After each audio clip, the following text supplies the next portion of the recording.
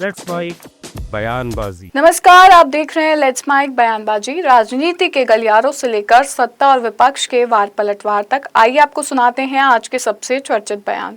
पूर्व मुख्यमंत्री अशोक गहलोत ने नीट पेपर लीक और छात्रों के आंदोलन को लेकर केंद्र सरकार पर निशाना साधा। उन्होंने कहा कि ये किसी राजनीतिक दल का नहीं बल्कि युवाओं के भविष्य का मुद्दा है। गहलोत ने आरोप लगाया कि सरकार ने समय रहते छात्रों की मांगों पर ध्यान नहीं दिया, जिसके कारण देश भर में विरोध प्रदर्शन हो रहे हैं। उनकी भावना है, उनका आक्रोश है। जैसे कल देखा होगा आपने, मुल्क में अनेकों जगह है, नागपुर में, बॉम्बे में, जयपुर में, जगह जगह पर लोग धरने दिए बैठे हैं। वो तो कांग्रेस के पार्टी के लोग नहीं थे, पर जो मुद्दा है, जो राहुल गांधी ने मुद्दा बनाया शुरू में ही, इसको उस मुद्दे को सपोर्ट सब कर रहे हैं। मैं बीजेपी के लोगों नहीं कह पा रहा हूँ, आरएसएस के लोगों को।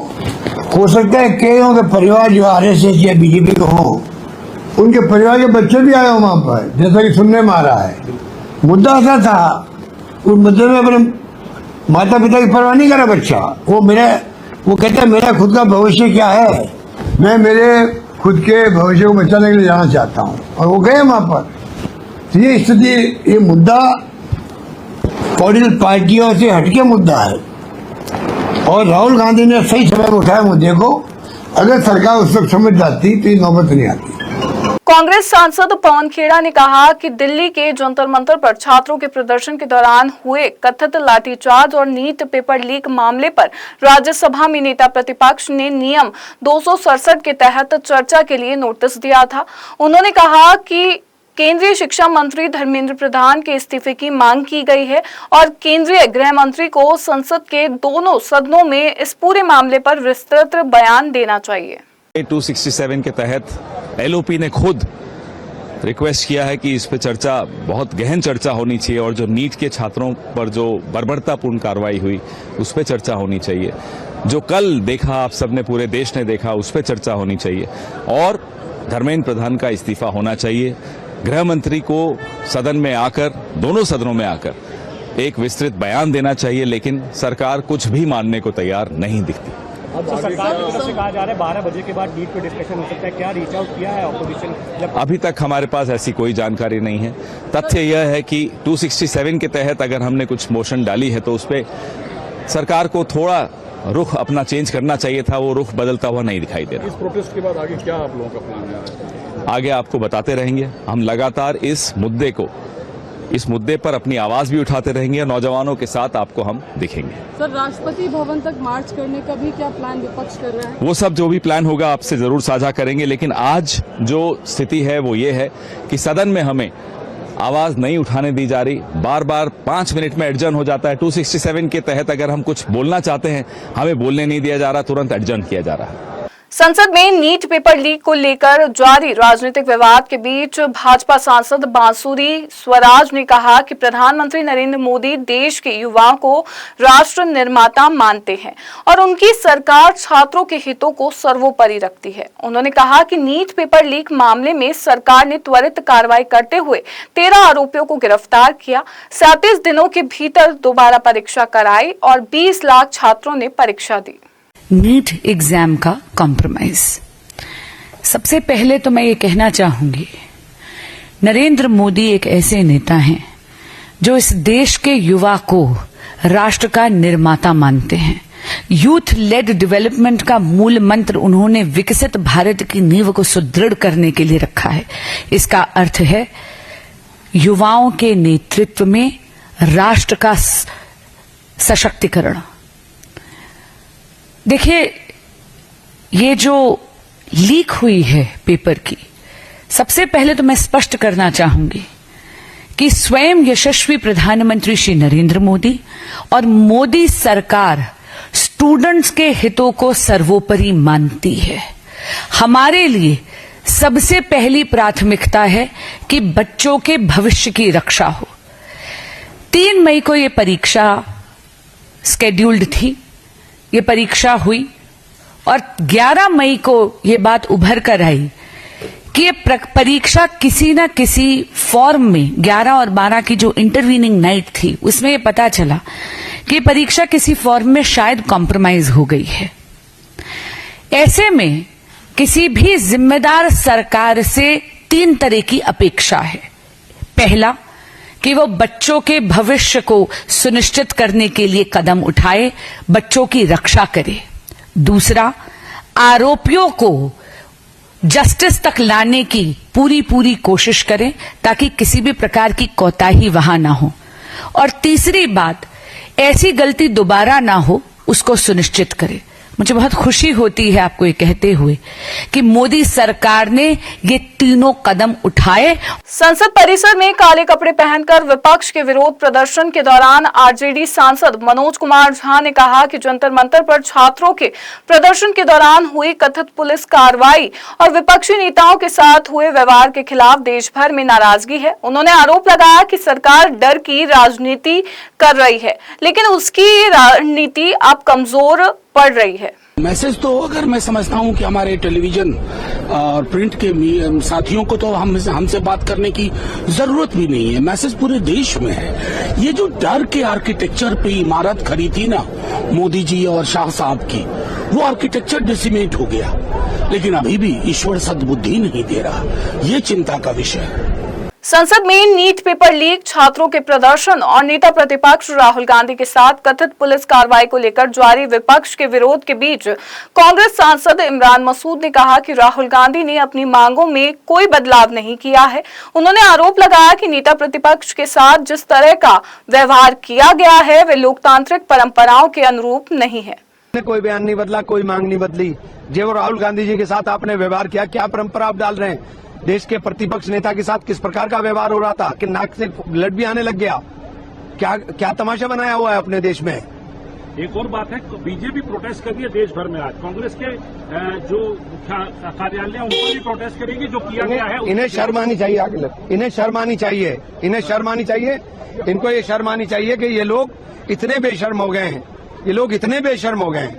1 मिनट रोको भाई।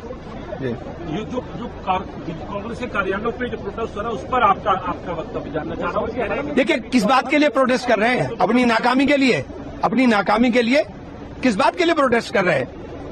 जंतर मंतर पर छात्रों के प्रदर्शन और कथित पुलिस कार्रवाई को लेकर समाजवादी पार्टी सांसद डिम्पल यादव ने भाजपा सरकार पर निशाना साधा। उन्होंने कहा कि जंतर मंतर पर छात्रों ने साहस दिखाते हुए अपनी आवाज उठाई, लेकिन पुलिस ने उनके साथ जिस तरह की कार्रवाई की वह दुर्भाग्यपूर्ण है। हमने यही कहा था जब हम जंतर मंतर गए थे कि हम सदन में लड़ाई लड़ेंगे और आपका पूरा सहयोग छात्रों का है हमारे साथ। और मैं समझती हूँ जिस तरह से छात्रों ने इतना करेज दिखाया, इतना ब्रेवरी दिखाई है, जो सड़कों पे आए हैं अपनी मांग को लेके, और जिस तरह पुलिस वालों ने, सीआरपीएफ वालों ने कहीं ना कहीं सरकार के कहने में जो रवैया किया है, तो मैं समझती हूँ भारतीय जनता पार्टी का राम राज्य जो कह रहे थे वो क्या यही इनका राम राज्य है, जहाँ पे छात्रों को पीटा जाएगा, जहाँ पे बेटियों के कपड़े फाड़े जाएंगे सड़कों पे, जहाँ पे उनकी छातियों पे लाठी बरसाई जाएंगी, सर फोड़े जाएंगे। जंतर मंतर पर छात्रों के प्रदर्शन के बीच अभिनेता नसीरुद्दीन शाह का एक वीडियो संदेश सामने आया है। संदेश में उन्होंने प्रदर्शन कर रहे छात्रों के समर्थन में कहा कि उनकी स्थिति देखकर मेरा खून खौल रहा है और लोकतांत्रिक तरीके से अपनी आवाज उठा रहे युवाओं के साथ एकजुटता जताई। आदाब, नमस्कार। मैं नसीरुद्दीन शाह 2 बातें अर्ज करना चाहता हूं आप सबसे। पहली बात तो ये है कि अगर एक जाहिल इस मुल्क की रहनुमाई करे तो उसका दिल यही चाहेगा कि पूरा मुल्क उसी की तरह जाहिल, ना समझ, ना काबिल और बेरहम बने। अभिनय के 2 अलग अलग कोर्स राष्ट्रीय नाट्य विद्यालय और पूना फिल्म इंस्टीट्यूट में पूरे करने के बावजूद मैंने अभिनय के बारे में सबसे ज्यादा जो सीखा है वो उन बच्चों से, उन तालिबे इल्म से जिन्हें सिखाने की कोशिश मैंने की है। मेरी पूरी हमदर्दी उनके साथ है। मैं उन्हें हजार हर सांस के साथ दुआएं देता हूं और हर टीचर्स डे पर उन्हें सलाम करता हूं। इस वक्त मेरा दिल भी भरा हुआ है और मैं गुस्से से खौल भी रहा हूं ये देखकर कि हमारे इन बच्चों के साथ किस तरह जुल्म का बर्ताव किया जा रहा है उन गुंडों के हाथों जो मुझे अमेरिका के आइस एजेंट्स की याद दिलाते हैं, मुंह पे नकाब लगाए हुए, हाथ में डंडा लिए हुए। भाजपा के राष्ट्रीय अध्यक्ष नितिन नवीन ने प्रधानमंत्री आवास के बाहर हुए घटनाक्रम को लेकर कांग्रेस पर निशाना साधा। उन्होंने कहा कि राहुल गांधी अराजकता के प्रतीक बनते जा रहे हैं और प्रधानमंत्री आवास पर जो हुआ वह लोकतांत्रिक मर्यादाओं के विपरीत तथा भारतीय राजनीति का एक दुर्भाग्यपूर्ण अध्याय है। उन्होंने कहा कि भाजपा और सरकार संसद में हर विषय पर चर्चा के लिए तैयार है, लेकिन अराजकता किसी भी सूरत में स्वीकार्य नहीं है। आज जिस प्रकार से नेता प्रतिपक्ष राहुल गांधी ने कृत्य किया है वो पूरी तरह से अशोभनीय है, निंदनीय है। नेता प्रतिपक्ष जिस गरिमा का पद है उस पद को भी राहुल गांधी जी गंभीरता से नहीं लेते हैं। इस बात का आज पूरा उनके व्यवहार से दिखा। मेरा यह मानना है लोकतंत्र में विरोध और अराजकता दोनों अलग अलग शब्द हैं। विरोध जब मर्यादा की हदों को पार कर जाती है तो अराजकता बन जाती है और हम शुरू से कहते रहे राहुल गांधी जी अराजकता के प्रतीक बनकर उभर रहे। जिस प्रकार से संसदीय जीवन में हमारे कुछ ऐसे पद होते हैं जो केवल पार्टी विशेष के नहीं होते। प्रधानमंत्री केवल एक पार्टी के नेता नहीं है, 140 करोड़ देशवासियों के चुने हुए जनप्रतिनिधि हैं जिसको पूरे देश की जनता अपने आस्था और विश्वास का केंद्र मानती है। और आज उनके आवास पर जाकर जिस प्रकार का व्यवहार और जिस प्रकार का अराजकता फैलाने का प्रयास राहुल गांधी उनकी टीम ने किया है वह स्पष्ट संकेत देता है कि ये विरोध की राजनीति नहीं, ये अराजकतावादी राजनीति के परिचायक बनते जा रहे हैं। मुझे इस बात को कि जब वहां पर राहुल गांधी जी के साथ मल्लिकार्जुन जैसे वरिष्ठ नेता रहे। संसद परिसर में विपक्ष के विरोध प्रदर्शन के दौरान समाजवादी पार्टी अध्यक्ष अखिलेश यादव ने कहा कि नीट पेपर लीक और छात्रों के मुद्दे पर ये लड़ाई किसी राजनीतिक दल की नहीं बल्कि देश के युवाओं और छात्रों के भविष्य की है। उन्होंने आरोप लगाया कि छात्रों के साथ दुर्व्यवहार हुआ और सवाल उठाया कि सरकार युवाओं के मुद्दे पर संसद में चर्चा से क्यों बच रही है। अध्यक्ष महोदय, ये मुद्दा कांग्रेस, समाजवादी पार्टी, बीजेपी का नहीं है। ये मुद्दा युवाओं और छात्र नौजवानों का है। आपने इनको बुलवा दिया क्या? समझौता कर लिया आपने क्या? आपने क्यों नहीं बोलने दिया हमें? अध्यक्ष आपको मैंने बोलने के लिए कहा, एक मिनट प्लीज। नहीं, आपने समझौता क्यों कर लिया फिर? हम लोग का बात अखिलेश जी नहीं, छात्र नौजवान क्या केवल? अखिलेश जी एक मिनट। नहीं अध्यक्ष महोदय, ये पक्ष ठीक नहीं है अध्यक्ष महोदय। ये युवा छात्र नौजवान हम सब के हैं, हम सब लड़ रहे हैं उनके लिए, हम सब लड़ रहे हैं उनके लिए। छात्रों की नहीं सुनी जाएगी तो सड़कों पे आएंगे। और जो सरकार ने व्यवहार किया है, इस्तीफा तो क्या है? इस्तीफा तो जब चाहेंगे तब मंत्री ले लेंगे, सदन के बाद ले लेंगे। लेकिन सवाल ये जो छात्रों के साथ व्यवहार हुआ है, उनके हाथ तोड़े, सर तोड़ा, उनके कपड़े फाड़े, क्या बेटियों के कपड़े फाड़ेंगे आप? हम और राहुल जी थे। अध्यक्ष महोदय, हम मजबूरी में गए हैं प्रधानमंत्री के आवास पर। अगर आप सुन लेते हैं यहाँ पर तो हम नहीं जाते। क्या प्रधानमंत्री स्टेटमेंट नहीं दे सकते हैं? युवाओं के लिए आप बाहर बोल सकते हैं, सदन में क्यों नहीं बोल सकते हैं आप? फिलहाल लेट्स माइक बयानबाजी में बस इतना ही। आप बने रहिए लेट्स माइक के साथ। नमस्कार। आप सुन रहे थे let's mike modern radio. Follow कीजिए हमें हमारे सोशल मीडिया प्लेटफॉर्म्स पर। It's time for news. It's time for Modern Radio. Presenting the first radio news app, Let's Mic. Let's Mic, a news-based app on your phone where you get to watch and listen news, talk shows, interviews, radio show podcasts. On Let's Mic, you get all relevant information of TV, print, radio, podcast, and digital. Let's Mic talks about every segment of life.